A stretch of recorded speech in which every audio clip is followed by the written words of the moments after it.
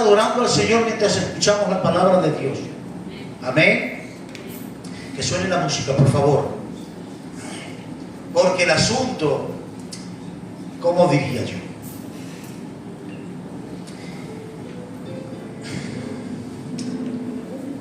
Mirad, hermanos, el cristianismo depende de lo que tú conozcas a Cristo. Dime cómo vives y te diré cuánto conoces a Cristo. Tu concepto de Él va a modular la forma en la que tú vives tu vida. Sobre Cristo, que es un misterio insondable, hay tantos aspectos de su personalidad, de su persona y de su obra que ni la eternidad será suficiente para poder entenderlo. Hoy vamos a, como prometí, me hubiese gustado, falta gente que yo sé que me preguntaba por este asunto, pero bueno, como lo está grabando el Miguel, pues lo podrá escuchar. En una de las preguntas alguien preguntó, explícanos qué es la sustitución. La pregunta no está bien dicha, pero yo la voy a decir como es correcta. Explícanos qué es la sustitución penal de Cristo. Es que esta palabra penal es muy importante. ¿Qué es la sustitución penal de Cristo? Gloria al Señor. Esa es la pregunta que me hicieron. Ya todos entendemos que hubo una sustitución. Y una sustitución es alguien que está ahí, quitarle y ponerse otro. ¿Vale? ¿Por qué se dice, en la teología lo llama sustitución penal? Porque es un elemento de justicia. Gloria al Señor. Para yo poder explicar, contestar a esto que significa la sustitución penal, me vais a permitir un poco de contexto para que entendáis y yo lo entienda con vosotros también. Mirad, voy a empezar así. Dios siempre, absolutamente siempre, se mueve en parámetros de justicia. Siempre. Aun sus permisiones son permisiones en justicia. La justicia es un atributo de Dios. La justicia es el rasgo natural de su santidad. Podría amontonar muchas definiciones de lo que significa justicia. La justicia, que tiene unos parámetros para hablar de justicia, de los elementos de la justicia, no sé si fue Roma, no sé quién fue, hizo una estatua para representar la justicia, y esa estatua tenía una balanza en una mano, una venda en los ojos y una espada en la otra mano, simbolizando que la justicia tiene la espada simbolizando a la fuerza y la autoridad para ejecutar justicia. La balanza significa que la justicia tiene el peso exacto de cada situación que juzga, ¿vale? Y la venda en los ojos habla de la imparcialidad de la justicia. Todo el mundo somos iguales delante de la justicia. Pues bien, el origen de la justicia es Dios. Gloria a Dios. Por eso el Salmo 97:2 dice: nubes y oscuridad alrededor de él, dice: justicia y juicio son el cimiento de su trono. La justicia es un rasgo, por decirlo, un atributo natural de Dios. La justicia nace de Dios. Él es el origen de la justicia. Dios no está ni por encima de la justicia, ni por debajo de la justicia. Dios es la justicia. Teniendo esto en cuenta, tenemos que ver que todo, porque esto es muy importante, ¿sí? Como esto va a ser de mucha explicación, me gustaría haberlo escrito. Pero Dios siempre se mueve en parámetros de justicia, siempre. Esto lo voy a volver a repetir en la conclusión. No hace nada que sea injusto. Nada. Gloria a Dios. Nada. Ahora vamos a hablar de dos principios de justicia de Dios. Dos principios de justicia. El primero, vamos a tomarlo implícitamente en Proverbios 17:15, donde dice: el que justifica al impío y el que condena al justo, ambos son igualmente abominación para Jehová. Es decir, justificar al impío, justificar al pecador, justificar al malo, es saltarse la justicia. Y condenar al justo es un abuso de la justicia. Los dos actos, Dios los aborrece. Lo vamos a leer en Números 14:18. Dios se revela a sí mismo y en su nombre dice: el Señor es lento para la ira y abundante en misericordia y atención, y que de ninguna manera, o sea, aquí la Biblia es enfática, de ninguna manera, quiere decir imposible, de ninguna manera tendrá por inocente al culpable, de ninguna manera, nunca, jamás. Dios tendrá por inocente a un culpable, nunca. Implícitamente está la otra cara de la moneda. De la misma manera que Dios nunca tendrá por inocente al culpable, tampoco tendrá nunca por culpable a un inocente. Y aunque aquí está eso implícitamente, vamos a una historia donde revela que Dios nunca jamás tendrá por culpable a un inocente, porque forma parte de un principio de justicia de Dios. Amén. Génesis capítulo 18. Vamos a hablar de este primer principio de justicia, la justicia de Dios y la inocencia, cómo Dios trata con la inocencia.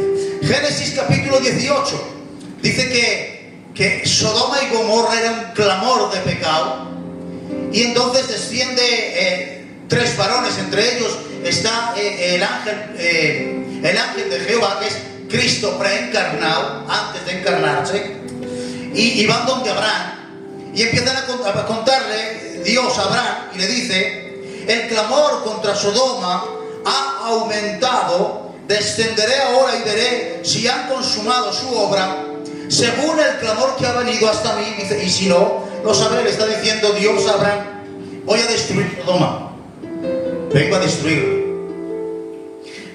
No quisiera entretenerme mucho, pero es que me llama mucho la atención este texto, Carlos. Fíjate bien lo que dice. Le dice Dios a Abraham: el clamor contra Sodoma ha aumentado. Dice: descenderé ahora y veré si han consumado su obra, según el clamor que ha venido hasta mí. Dice, y si no es así, yo lo sabré.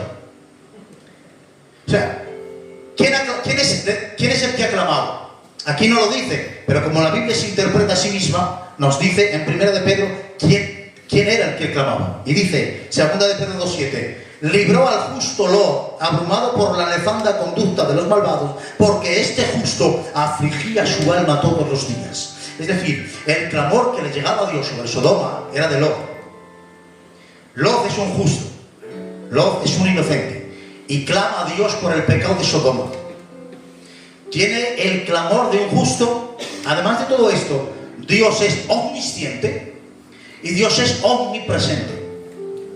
Es suficiente para que Dios conozca toda la verdad de lo que está pasando. Pero dice: descenderé ahora y veré si han consumado su obra, según el clamor que me llega. Es decir, voy a ver si el pecado que hay en Sodoma es tanto como dice Lot.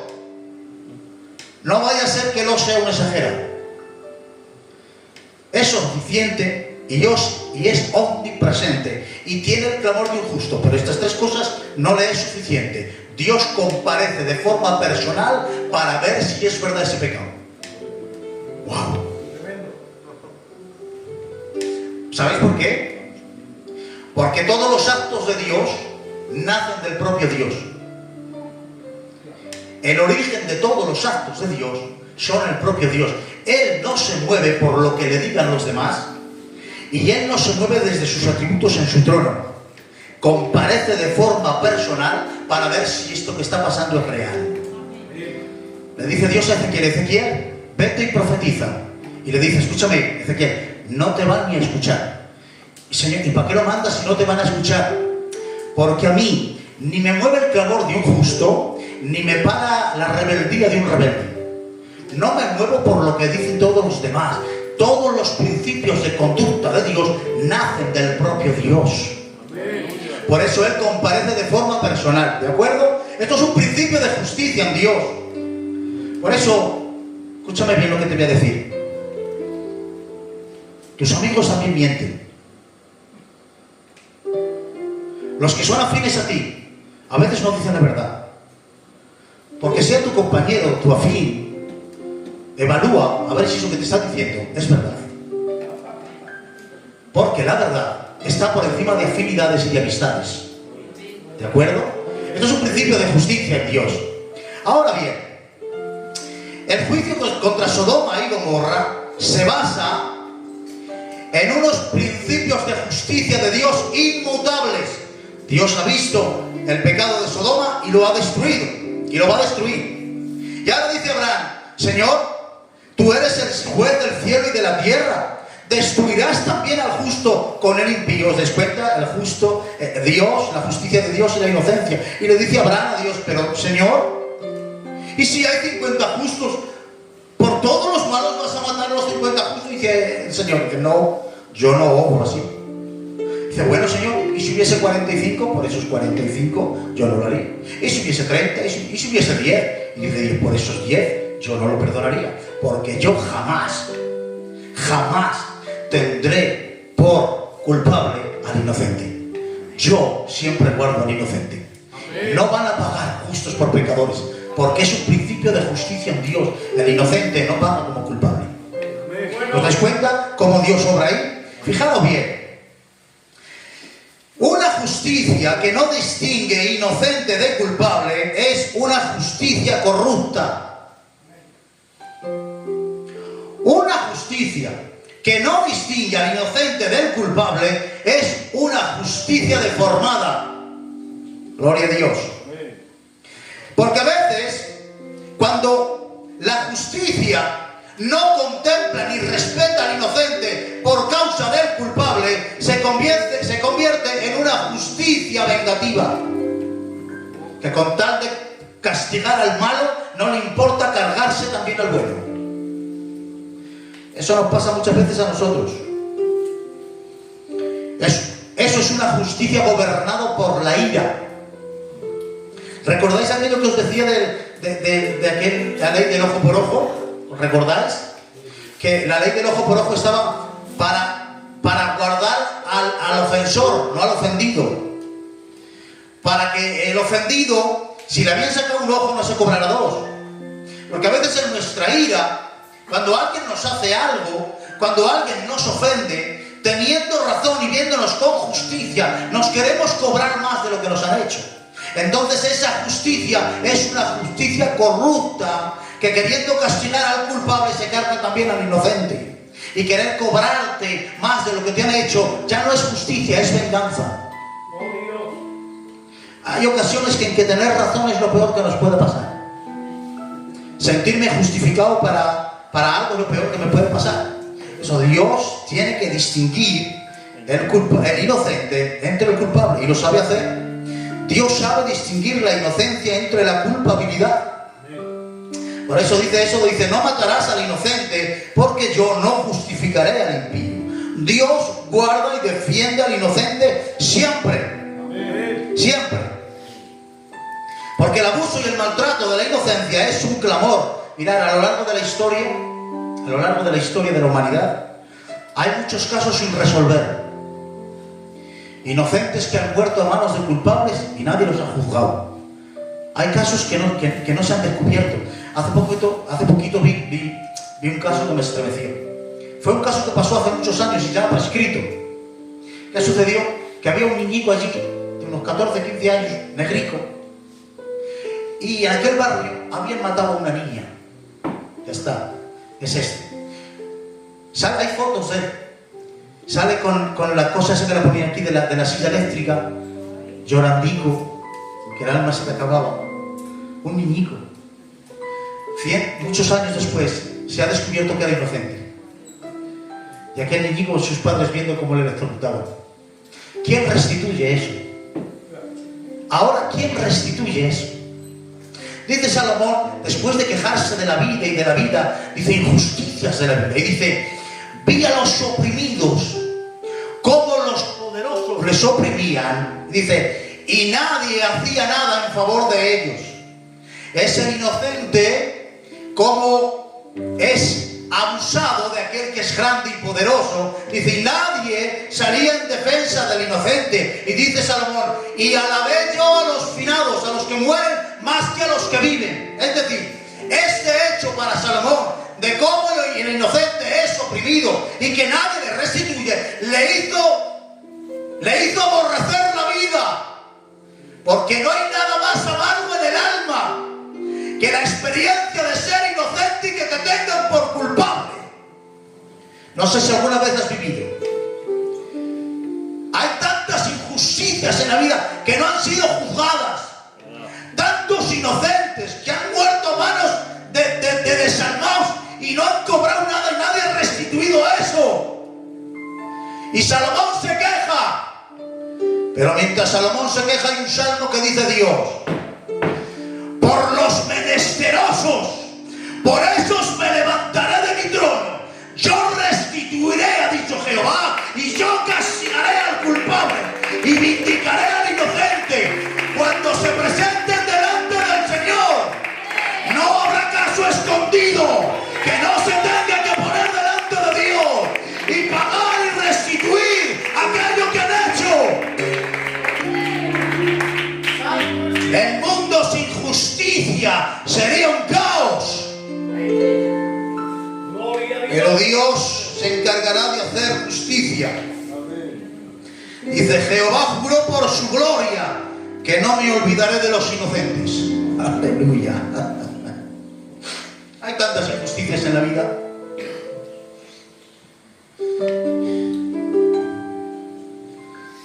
Dice Pilatos, es inocente, no encuentro nada en contra de él. Es inocente. Le dice a Samuel, es inocente. Y se oye fuera. Dice, y la multitud clamaba, crucifícale. Sale otra vez Pilato, es inocente. Y dice, y la multitud gritaba, crucifícale. Y va y lo crucifica. Yo decía, pero Pilatos, ¿qué ley es esta? ¿Qué justicia es esta que crucifica inocentes? La ley de la multitud. El que más chilla, que es el que más razón tiene. Delante de Dios no es así. El que más chilla no es el que más razón tiene. La justicia se mide por la verdad.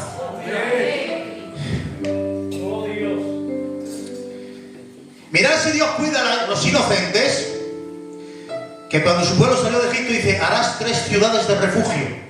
¿Para qué? Para guardar 3 ciudades de refugio. Cuando un hermano, cuando alguien mate a otro sin quererlo, sin intención, antes de que el vengador de sangre, el pariente cercano, lo mate, tú edificarás 3 ciudades para que aquel que mató siendo inocente, sin intención, salga corriendo y pueda esconderse. Cuando entre a la ciudad nadie podrá tocarlo. 3 ciudades se llaman las ciudades de refugio.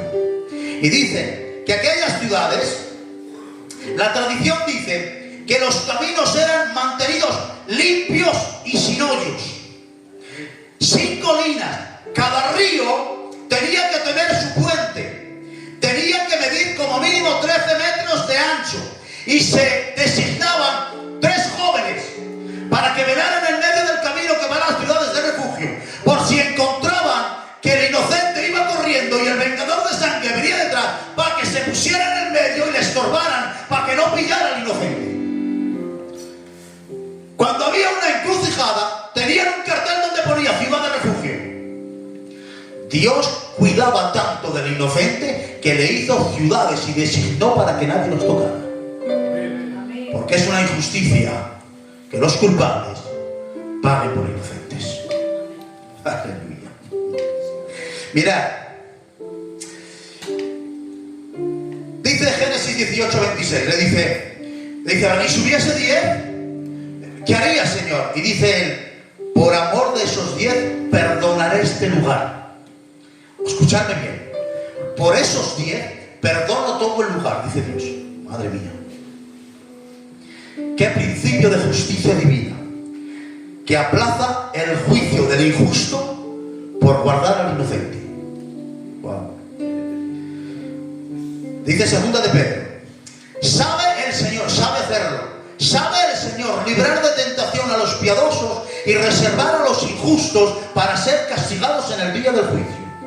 De esta manera, Dios libró a Lot entre 2 ciudades, libró a Noé entre una generación, porque Dios no receta justicia como una medicina general, sino que administra su justicia como un bisturí preciso, limpiando y sacando al inocente de entre los culpables. Él no administra justicia como una receta. Él es un especialista, cirujano, sabiendo a quién tiene que administrar justicia. Al inocente lo tiene por inocente y al culpable lo tiene por culpable. Su justicia, la justicia de Dios, tiene prioridades. Y su prioridad es guardar al inocente antes que castigar al culpable. Por eso, cuando van a sacar a Lot, le dicen los ángeles a Lot, date prisa porque nada podré hacer hasta que haya llegado. Es decir, tengo prohibido hacer nada en la ciudad antes que a ti te guarde. Me lo ha prohibido el Señor. No puedo hacer nada hasta que no te estés guardando. Fijaros bien a qué punto, que dice que aquellos varones, aquellos ángeles, cuando sacaron a la familia de Lot, agarraron de la mano a las hijas y a la esposa, la agarraron de la mano y los sacaron de la ciudad. Cuando iba más adelante, la esposa vuelve el rostro para atrás y se convierte en una estatua de sal, porque la mujer de Lot no era inocente, era culpable, y lo revela en ese gesto que se vuelve y se convierte en una estatua de sal. Pero aun siendo culpable, por causa del amor y de la misericordia contra Lot, un ángel la agarra de la mano y la saca fuera. Esto es un principio de justicia divina que sigue obrando hoy. Hay muchas casas que están en pie porque Dios está escuchando y guardando al inocente. Hay casas que se están manteniendo porque hay alguien en medio de la familia que está rogando, intercediendo delante de Dios. Si no, esa casa ya no estaba en pie. Hay casas que se mantienen porque el justo clama. Por eso vengo a animarte. Tú que estás en medio de tu casa orando y rogando, sigue rogando, no bajes las manos, mantente en pie. Tu casa te necesita. Es un principio de justicia divina. Por eso dice, arrancamos la cizaña, y dice el Señor, no arranques la cizaña, no vaya a ser que te llevas con ella el trigo, no lo hagas todavía. Hasta la siega. Hasta la siega. Y aquí vamos a la otra cara del otro principio. Porque Dios no tiene por culpable al inocente, pero Dios tampoco tiene por inocente al culpable. ¿De acuerdo? Hay juicios que se están postergando, pero que no están olvidados. Porque la justicia de Dios tiene prioridades, pero no tiene amnesia, no se olvida. Números 14-18.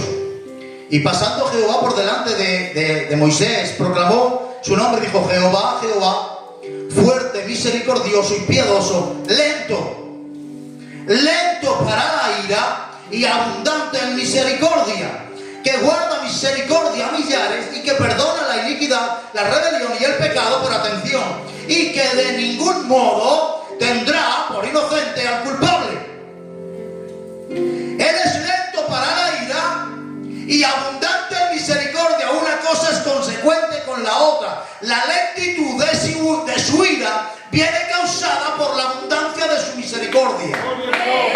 Es decir, es como el caudal de un río. Cuanto más agua tiene el río, más despacio va. La ira llega lenta por la abundancia enorme de la misericordia de Dios. Aleluya. El caudal de un río marca el paso. Pues lo mismo pasa en el carácter de Dios.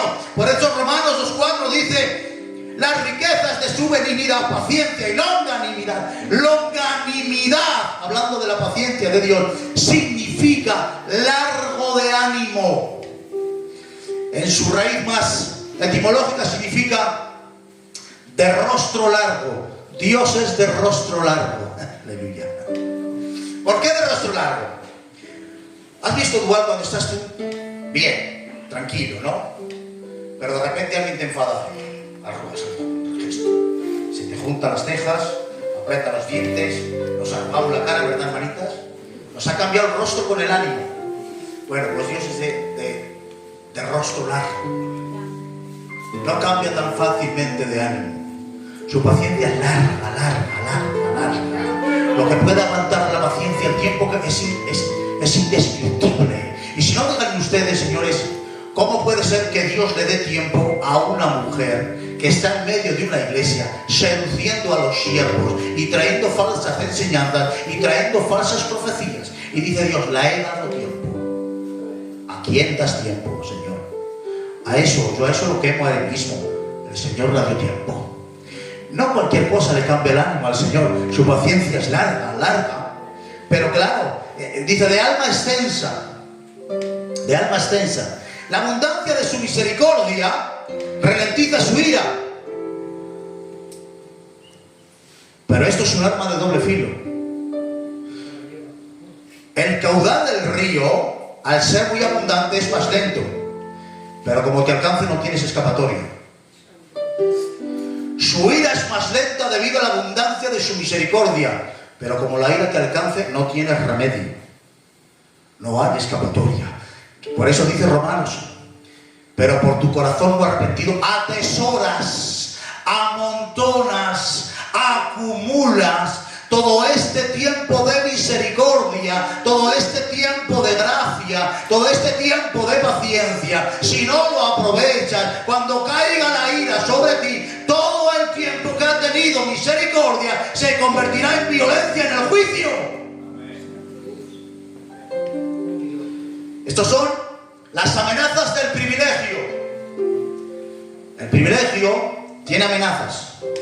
Si no lo sabes aprovechar, se convertirá en violencia en el día que Dios te castigue. Dice Jesús, si yo no hubiera venido, tendríais excusa. Pero como he venido, el privilegio de verme se puede convertir en tu peor pesadilla si no te arrodillas delante de mí y me recibes como tu Salvador. Escúchame bien. Ojalá que no sea el caso de ninguno de los que estemos aquí. Pero hay para algunos que lo peor que le pasó en la vida fue encontrarse un día con Cristo. Porque lo vieron pero no le aceptaron y se arrodillaron delante de él. Recuerda que el que juzga en el trono es aquel que murió, es el mismo que murió en la cruz. Aleluya. La ira llega más tarde, pero cuando llega es más lenta e igual de profunda. Mirad qué texto he encontrado. Voy a citarlo. Algunos dicen, qué texto. Para que cuando vayas a casa lo leas. Deuteronomio 28:63, apúntalo. Deuteronomio 28:63. Mirad lo que Dios le dice a Israel. Así como Jehová se gozaba en haceros bien y multiplicaros, lo voy a repetir. Así como Jehová se gozaba en haceros bien y multiplicaros, así se gozará en arruinaros y destruiros. Almica. O sea, se va a gozar igual en multiplicarte y bendecirte que en arruinarte y destruirte. Yo decía, Dios mío, ¿qué significa esto? Muy fácil. En los dos actos hay justicia. Y Dios siempre va a encontrar satisfacción. Dios nunca tendrá deudas con el pecado. O lo perdona por medio de la gracia, lo cual necesita tu arrepentimiento, o lo castiga en justicia. En los dos actos hay justicia y satisfacción. Dios nunca tendrá deudas con el pecado. O lo soluciona perdonándote o lo soluciona castigándote. Y es igual de profundo perdonando que castigando. Es igual de profundo. Porque es el mismo. Porque es el mismo. Jamás tendrá por inocente al culpable, ni al culpable por inocente. Ahora bien, la misma precisión que tiene para distinguir la inocencia es la misma precisión que tiene para distinguir la culpa. Voy a pasar rápidamente al asunto, pero mirad, Dios que sabe encontrar un inocente entre dos ciudades llenas de pecado. Y hace así, y lo entresaca. Dice Elías: Señor, todos se han corrompido, todos están en pecado, todos. Y dice Dios: Elías, los tengo contados con mis manos, 70 todavía no han doblado su rodilla, los tengo contados. De la misma manera que Dios sabe distinguir al único inocente entre tanta culpabilidad, también sabe encontrar al culpable en medio, rodeado de mucha inocencia. Allá en el cielo hay millares, trillares y trillares de ángeles cantando alabanzas al Señor, que todos a una dicen: Santo, Santo, Santo. Es un estruendo que te deja sordo. Millares tocando santo y santo, y violines y música, ángeles, arcángeles, querubines, serafines. Pero de repente el maestro de orquesta pone el oído y se oye un susurro, porque dice el texto: tú que dijiste en tu corazón, que no lo dijiste en voz alta, que no lo gritaste, que no lo pronunciaron tus labios, que fue un susurro en tu corazón. Pero el maestro de orquesta le da volumen a ese susurro y se oye: subiré a lo alto, me sentaré junto a las estrellas de Dios. Nadie lo oía, pero aquel que sabe distinguir al inocente, al culpable entre el inocente, le dio volumen a ese corazón y se escuchó el susurro de una rebelión. Dios conoce las rebeldías más pequeñas, escondidas y ocultas que hay en cada corazón. Nada hay oculto delante del Señor que no esté delante de nada.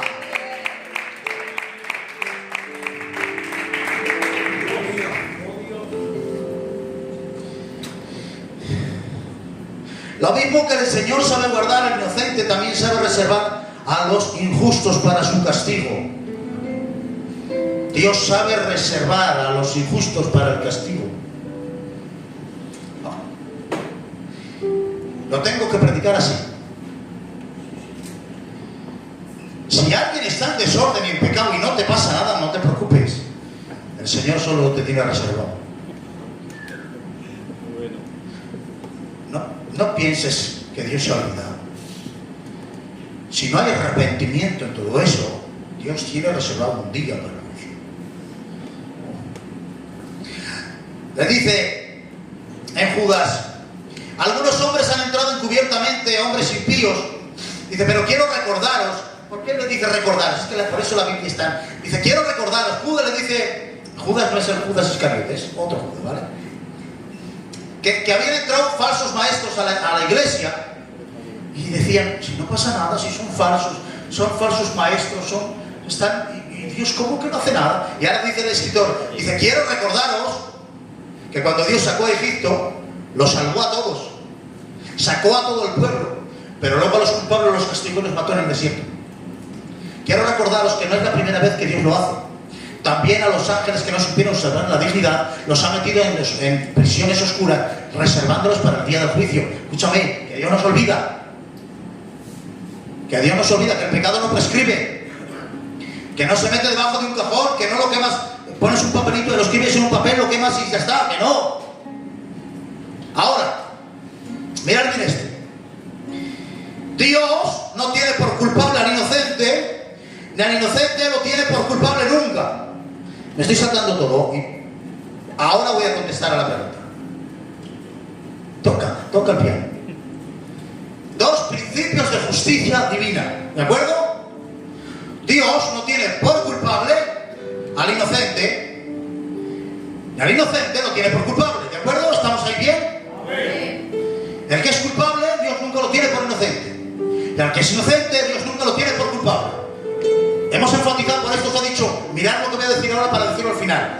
De ninguna manera un culpable pasará por inocente, y de ninguna manera un inocente pasará por culpable. De ninguna manera, nunca, jamás, imposible.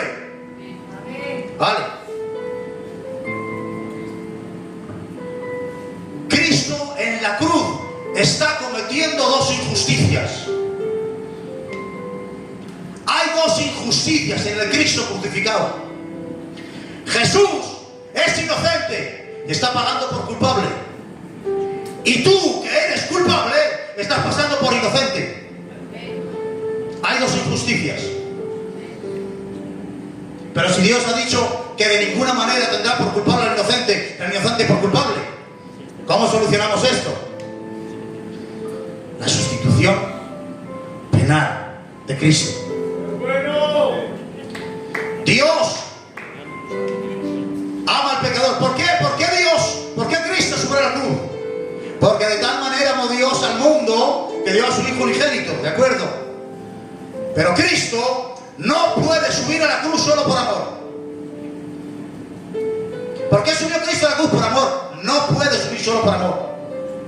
A veces el amor comete muchas injusticias. Cristo necesita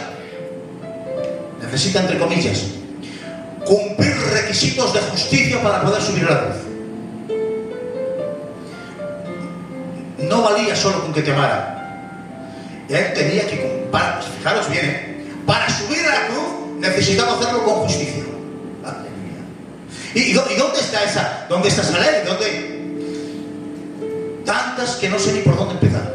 Primero, Dios estableció en el sistema de sacrificios del viejo pacto la ley, la justicia que es Dios. Digo, cuando el pueblo peque, me traerás 2 machos cabríos, me los presentarás los 2 delante, uno lo meterás dentro del templo y lo sacrificarás, lo degollarás. Ahí hay una ley de justicia. Tiene que haber una muerte y un derramamiento de sangre. Por eso Cristo no pudo morir apedreado. Tenía que morir crucificado. Tenía que haber muerte por derramamiento de sangre. Qué curioso que en aquel tiempo Roma impidió a los judíos la lapidación. No podían, estaba prohibido. Tuvo que ser el derramamiento de sangre. Por eso dice el autor de los Hebreos: sin derramamiento de sangre no hay perdón de pecados. Era una ley de justicia. Para poder perdonar tenía que haber derramamiento de sangre. Ahora dice, cuando degüelles, aleluya, cuando lo degüelles y brote la sangre, la esparcirás por el altar. Dice, y luego cogerás un puñado de perfume puro y lo arrojarás sobre las brasas del fuego, y la nube del aroma llenará todo el templo.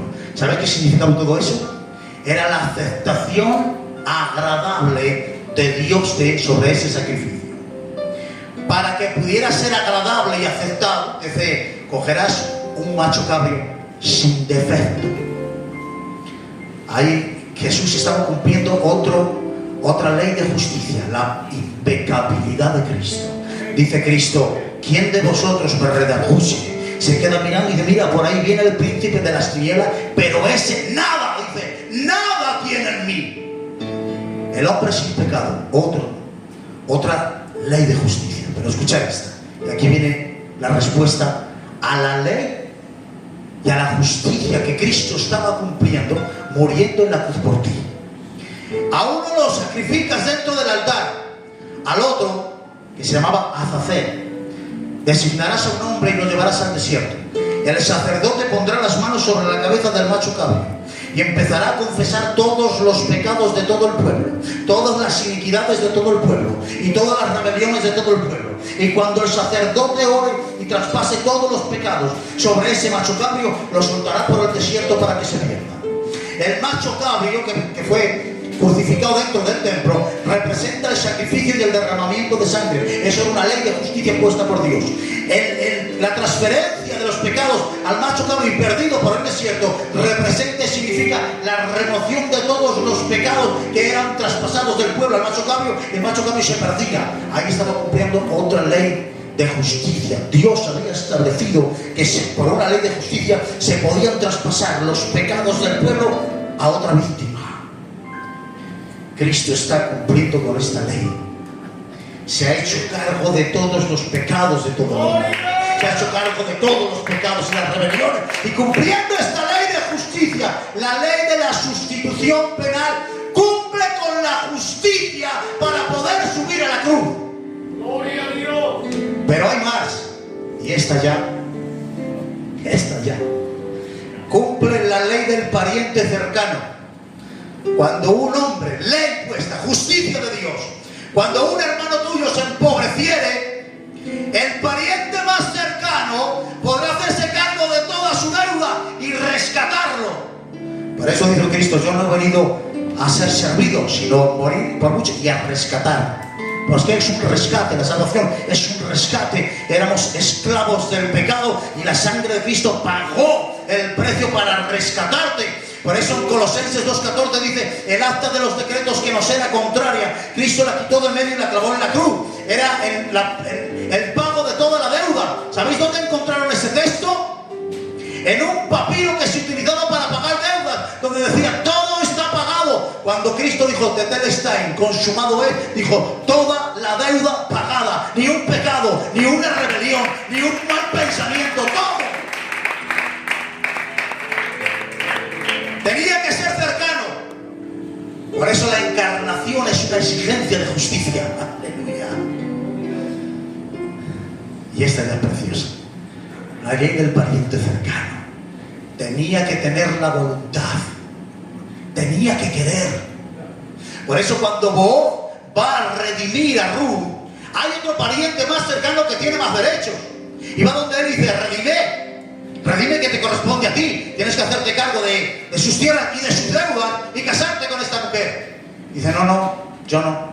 Redime tú. El pariente más cercano que tenía más derechos rehusó redimir. Y nadie le podía obligar, porque tenía que ser voluntario. Abre el corazón. Dice Cristo: a mí nadie me quita la vida. Aleluya. Tengo poder para ponerla y tengo autoridad para volverla a tomar. No me obliga nadie, no es una ejecución, es una ofrenda. Y termina el texto diciendo: este mandamiento recibí del Padre. En otras palabras, para que el sacrificio sea aceptable, me ha dicho mi Padre que tiene que ser voluntario. Y aquí estoy, entregando voluntariamente mi vida. Es por eso que cuando está en la cruz, dice el texto, leer con detenimiento, dice el texto: e inclinando la cabeza, todavía vivo, entregó el Espíritu. No se lo quitaron, Él lo entregó. ¡Gloria a Dios! ¿Qué es la sustitución penal de Cristo? Termino. Segunda de Corintios 5:21. Al que no conoció pecado, le hizo pecado. Puso sobre él nuestros pecados para declararnos justos por medio de Cristo. Ay, Dios mío. Tú eras culpable, sentenciado al infierno y al tormento eterno. Merecías el infierno, merecías el tormento. Pero por medio de la sustitución en Cristo, ahora cuando entres al cielo, entras con derechos. Nadie puede apuntarte con el dedo. Nadie puede decirte que haces aquí. Es por eso que dice la palabra: si Cristo limpió, ¿quién manchará? Si Él levanta, ¿quién derribará? Entras con justicia.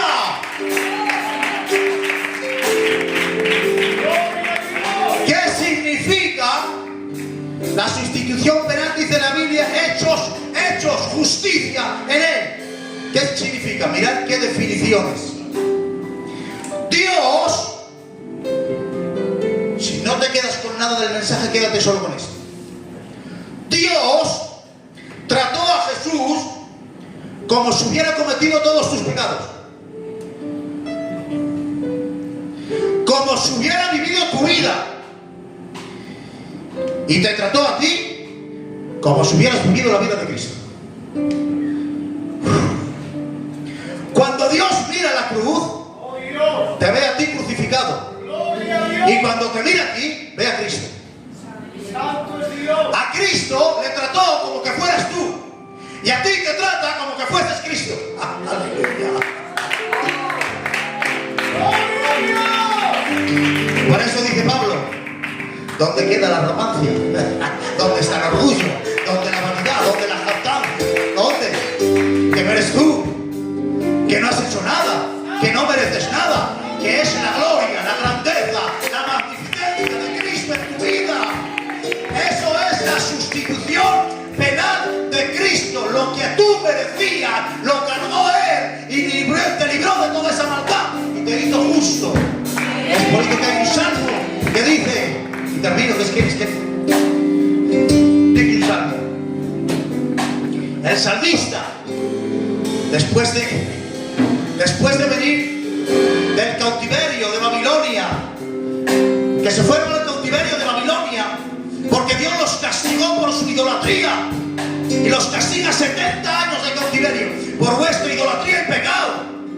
Pero cuando regresan, porque Dios los ha perdonado, hay un salmista que bien lo entendió, que bien entendió lo que es el perdón de Dios, que bien lo entendió, y se pone delante de Dios y dice, Salmo 74, 20 me parece que es, o 24, le dice el salmista a Dios, mira el pacto.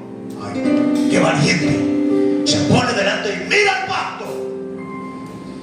Imagínate, Adonai, que vas ante tu jefe de trabajo y le dices, saca el contrato que te ha hecho él, pero con qué valentía, saca el contrato. ¿Por qué? Porque en el contrato pone que tal día me tienes que subir el sueldo y tienes que cumplir. Va el salmista delante de Dios, mira el pacto, que quiero hablar contigo con el pacto delante. ¿Qué pacto? El que tú has dicho. Mira el pacto, dice, no vuelva avergonzado el abatido. Aleluya. Está contemplando en este pacto de gracia que si Cristo te limpia, no hay quien te manche. Si Cristo te levanta, no hay quien te tire. Está contemplado en el pacto. Ay, Padre, ay, Padre.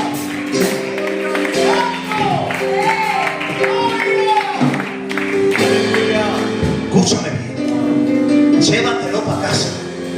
Guárdatelo en el alma y en el corazón.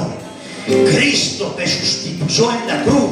Era tuya, tú la merecías, tú tenías que haber estado en esos clavos, a ti te correspondía la corona, a ti el costado abierto, a ti el tormento, pero señores, se puso Él por ti, para librarte de todo tu tormento. Eso hizo por ti.